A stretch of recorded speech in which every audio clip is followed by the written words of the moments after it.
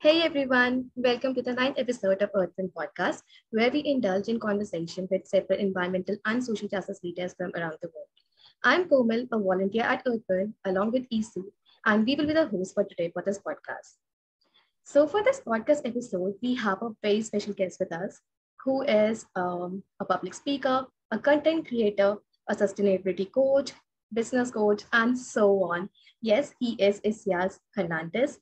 And let's talk with the man himself. Firstly, thank you so much for joining us today. Yeah, thank you so much again for having me. It's truly a pleasure. Yeah, since I have given very brief introduction, so and I know that you would have given like numerous introductions in various events, and but again, I would like to ask you, like, would you like to add more to your introduction, something that the listeners might not be aware of, or like any fun fact about yourself, or maybe just your story? Yeah, of course. Yeah. So my name is Isaias Hernandez. I am an environmental educator and content creator of QueerBrownVegan, where I discuss a variety of topics of environmental education through digital and social media. My story began right when I was born in California, Los Angeles, where I faced environmental injustices. And my curiosity to ask questions at a young age led me to pursue a degree in environmental science, which eventually allowed me to experience academic forms of environmental education that very were centered on elitism and capitalistic solutions. And so when I left academia, I decided to really invest into non-traditional forms of education that is taught through a cultural, indigenous-led, and a personal-based lens experience to ensure that people are actually getting some types of forms of equitable environmental education, because typically environmentalism is highly political when you talk about race, class, gender, and other factors that affect the environment.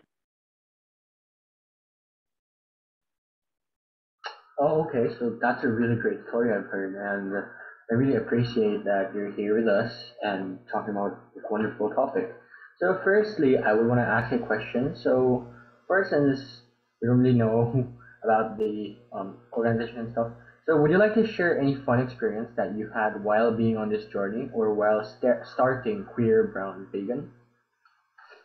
Yeah, definitely. I think some of the unique challenges that I faced when I first started in this space is constructing design, and also asking myself like, how in depth do you want to cover content? Something that I've made very clear with my audience is that my content is very focused on introductory levels. Of course, there's times where I go deeper into certain issues, and this allows me to also be a more critical thinker. But this also challenges people to really think more critically about what they think about environmental issues. I think the other issues that I've dealt with in my recent career is the fact of like people not taking content creation seriously. Unfortunately, in many non-social media spaces, especially when it comes to academia, scientific spaces, or writing spaces, my work is not seen as valid enough because it's not published in international publications, or it's not seen in these other articles. And something that I want to understand is, how do we ensure that climate educators and climate scientists are able to both coexist in these spaces sustainably, where we're not saying that one is better than the other, but we're able to respect each other's work in a holistic way that allows us to build more bridges together rather than walls. And this is something that I've seen in many spaces of my work being disregarded. And it's not so much about being validated of the work I'm doing, but rather respected of, the work that we do in this environmental movement is unique to each to their own. And we need to understand that we need different roles in these spaces. Yeah, very true. And since you have created content on veganism as well, so like just talking about that, I personally am a vegetarian, so it kind of means that I'm not too far on my journey of being vegan. But I know like how difficult it will be for me, like to just cut out the dairy products from my life because it does constitute a very big part of my life, and especially for those who are like changing their lifestyle from being a non-vegetarian to completely being vegan, like I know how difficult it can be for them. So like what would be your advice to all such people who are undergoing this hardship but yet an important one? Yes, definitely. So ideally, the way that I viewed veganism, because veganism is constantly evolving, it is more of an ethical stance and philosophy and lifestyle that understands that human and animal liberation are interconnected. And I do believe that my main goal in this mission is to really fight for a world that is no longer in a global food supply chain, meaning that both humans and animals aren't exploited. And, my hope would be that, in my community, it would be free from animals. Obviously, one thing I do want to address is that indigenous sovereignty and the way that they practice their traditions and cultures, in no ways do I ever want to interrogate or to question their beliefs, because a lot of indigenous worldviews have always existed for decades. And those conversations should not be up to me of indigenous communities being vegan or not, because that is rooted in anti-indigeneity and settler colonial mindset. So that is not up to me to decide what they do. I do believe that those that represent those communities perhaps should have those conversations if they want to. That's not up to me. But I think for people wanting to like obtain veganism or to transition, is asking yourself, what is the most accessible thing for you to give up, right? And there goes a lot of issues with people's health, people's like is access to food, people's ability to eat certain foods. This becomes a disability rights issue. This becomes a mental health rights issue. There's so many things that to consider. And I think for me, I really practice and preach reductionism. The reason why I'm so passionate about reductionism is because I went vegan through reductionism, and I didn't focus completely on going vegan instantly. I cut it off slowly months prior, meaning that when I became vegetarian, I challenged myself to give up eggs, and eggs were, pretty hard to do, but they were more accessible because I wasn't eating eggs every day. From there, I challenged myself to give up, fish and meats and other things that I wasn't really eating. And so slowly and surely, I cut down my intake of meat and dairy. And I think the biggest issue I have with, veganism and like trying to preach about it is that we're really centered on divesting away from industrialized food systems and factory farms that are naturally destroying indigenous communities. They're destroying natural rainforests, and they're destroying biocultural conservation. So we need to consider all of these factors when we talk about veganism. It's not necessarily rooted in this individualism, but more in this anti-oppression stance that is fighting for these movements.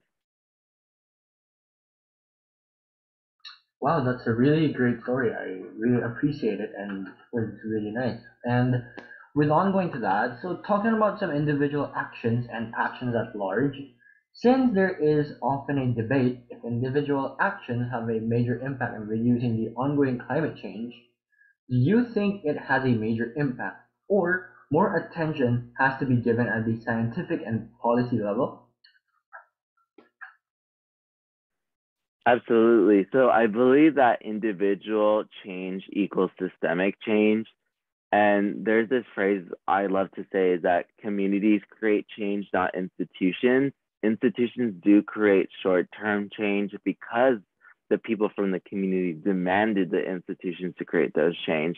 And so when we think about collective community power, we always need to recognize that the people who created this change weren't policymakers. They weren't people that were living in these communities. It was people living in these communities that got fed up by the systems and governments that failed to protect them and had to run themselves or had to go into these systemic changes to implement in government. So I think at whole, there, I think one of the things to be critical about systemic change is asking ourselves, like, if we're going to be creating and redesigning laws and reforming laws that would essentially help communities for the short term, we also need to understand, like, does this system allow us to have long-term change? Meaning that, is there hope for liberation for these communities? And something I learned about abolition, essentially, and I'm learning a little bit more about, is that if reform is being implemented in policy changes,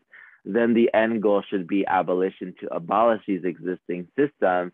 And so I think a lot of people believe that having these systems to flourish still in a way that's redesigned will still become the same issue years later for different generations. And so these are conversations where we need to ask ourselves, like, yes, we right now live in the present and systemic change is one of the most powerful tools, but we also we need to also recognize that community power and mutual aid is one of the strongest networks too in our power to create change. Because at the end of the day, when the climate crisis is affecting people, the government isn't essentially going to help those people. It's your community members, it's your neighbors, it's the people who love you around you that are going to have to build sustainable systems around that injustice, because the government's lack of failure to provide for safety for these citizens. Mm-hmm. I totally agree with that. And like, since you are also a sustainability consultant, and so I just wanted to know, like, how you will define sustainability, and like, have your views changed over the time, like the views that you might have like when you were a teen, and now since you are an adult, like, have your views changed on sustainability? Yeah, is it possible to repeat the question or write out the question? I'm sorry, I just couldn't hear any of it. Okay. Like, since you are a sustainability consultant, like, so I just wanted to know, like, how you will define sustainability, and like, have your views on sustainability changed over the time as compared to what you might have like when you were a teen? Yeah, absolutely. So I think being a consultant for sustainability is very different. So at whole, the way that I've seen sustainability is a circular relationship that recognizes both human and animal liberation and focuses on regenerating the land that does not negatively impact ecosystems and creates this relationship with community, land, and self. However, when you're looking in the corporate lens, sustainability is often focused on these initiatives that allow them to gain essentially more capital. And one of the biggest issues as a sustainability consultant that I've seen is trying to get corporations on board with different initiatives, right? We see these companies going for net zero, they're going for, plastic-free options, they're going for, vegan or animal cruelty, PETA cruelty certified. And I challenge them to do more deeper work, meaning like, how do you redistribute wealth in these companies, get them outside to donate to environmental justice organizations? Because essentially, if they truly are about sustainability, then they would be focusing on really redistributing funds to people, not necessarily building out these new sustainable initiatives that are going to take years to implement. We don't have time to see that change. What we need time is investment and time into those communities that are creating the change right now. And so these are kind of the issues that I've seen in corporate world, of like the way that a lot of people have framed sustainability is to the profit lens. And this is something that's hard for people to recognize, of like, how do you detach profitability and value and input cultural, spiritual, and religious freedom?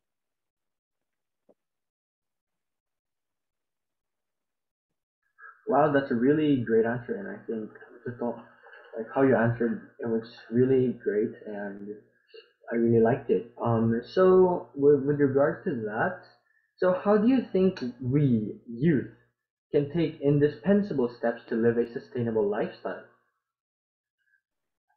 Yeah, so I think with the youth essentially is to tapping into back your cultural roots. For a lot of Black, Indigenous, Brown people of color across the world, a lot of us have sustainable practices, whether it was based off your parents trying to be more mindful or based off your survival growing up low income. And so for many of us, a lot of the practices, whether it's plastic free options, whether it's, being able to compost naturally, or whether it was able to mend or weave your clothes to be able to repair them, these are all regenerative practices that are accessible for a lot of people, because most often not, I think that sustainable lifestyles are highly consumerist. And I also advertise sometimes sustainable products that I feel that not everyone's going to buy them. However, I do think that because a lot of people have different economic levels and we try to provide accessibility, I do think that people should, instead buying these products, should reach out and ask for samples if that's provided, or asking your friends some type of workshop where you discuss the things that your parents make you do. I know for me, my parents were very strict and made me recycle. They made me to also repair a lot of my clothes. They made me learn how to like use a thread and needle at a very young age. And these are all free skills that people should be able to learn, hopefully, and to teach themselves, because at the end of the day, it's more about the way that I see sustainable lifestyles is more about self-preservation and self-autonomy rather than, you know, showing off these products and looking at your home and saying, look how minimal and eco-friendly my house is, without acknowledging that the products that we use today come from a supply chain that is either ethical or exploitative. Mm-hmm. Totally agreed. And like just diving a little deeper, I saw that you have written a blog on environmental racism, which is available on your webpage. Okay, so firstly, for all the listeners, that Isaias has written numerous blogs which can be found on his webpage, and we will be providing the link to his website in the description so you can check out for more. And now, like, would you like to walk us through what environmental racism is and what motivated you to talk about this in general? Yeah, so for those who just got started into environmental racism or environmental injustice, environmental racism is a concept from the environmental justice movement that stemmed back from the 1960s up to the 1980s and 90s, that continues on, that looks into the policies and practices that disproportionately harm Black, Indigenous people of color. And this can look through a variety of issues, whether communities that are low income are living nearby toxic factories, or the people that are having to work in industrial agriculture where they're exposed to a lot of toxic chemicals, or people who are imprisoned by both the prison, military, or immigration industrial complex. And it looks into this theory that, not even theory, the realities that the environment itself isn't racist, but the people who design the policies and practices are indeed racist, because these designs of these cities and ecosystems that we live in today, where you see, you know, lower class citizens live in more less urbanized environments, meaning like they have less access to green spaces, they have less access to resources, and richer communities are more siloed away from the low income communities. They live more in the mountains, they have more resources, there's more open space for them. And this was intentional by design by a lot of countries, and specifically in the United States. A famous example of this is redlining, where if you ever come to the United States, you'll see that lower income communities are segregated from richer communities. And this is because a lot of rich communities that were predominantly white and affluent back in the 1960s and 70s did not want a lot of Black, Indigenous people of color, and they did not want the toxic facilities in their home. So essentially what they did is they pushed out and prevented a lot of low income people from even getting housing loans or the banks working with them, because they didn't want a Black or brown person living in their environment. And so the history of redlining is rooted in a lot of racism. And I think for those trying to understand racism in their own countries, is asking yourself, like, yes, the people in your country or your policymakers look like you, but asking yourself, like, you know, who works with them, right? A lot of the times governments have international collaborations, meaning that they're implementing policies that are racist to suppress a lot of countries. And so therefore there's a lot of racism that needs to be unpacked, and also the history of imperialism, where a lot of these countries knew that they're doing this to their citizens, or they knew that they're doing this to other countries, just based off the idea of like for economic, political, and environmental power.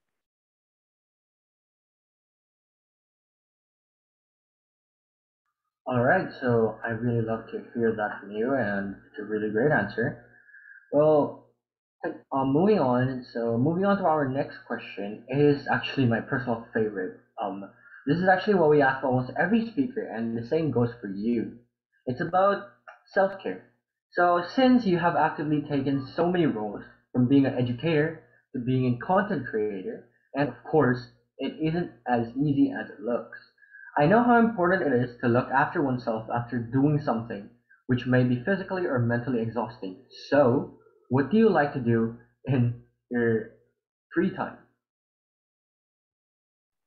Yeah, I absolutely love this question so much. I think my free time, I really love to do activities that often not are interconnected to the work I do. I recently started to forage a lot, specifically looking into identifying and searching for mushrooms. So a little mycologist over here, but specifically the way that I've learned foraging is also one that's rooted in sovereignty, especially coming from indigenous wisdom, because as someone who's not indigenous and that was also displaced from their native country, I realized that a lot of the practices with foraging have been erased or attempted to be erased because a lot of the plants and knowledge that my parents have is not seen as valid in this Western science world. And so for me, reconnecting with foraging has allowed me to reconnect with my roots in a sense, and also to be able to be a better steward, not for just the land, but for communities that exist. And I think a lot of people often take the time to be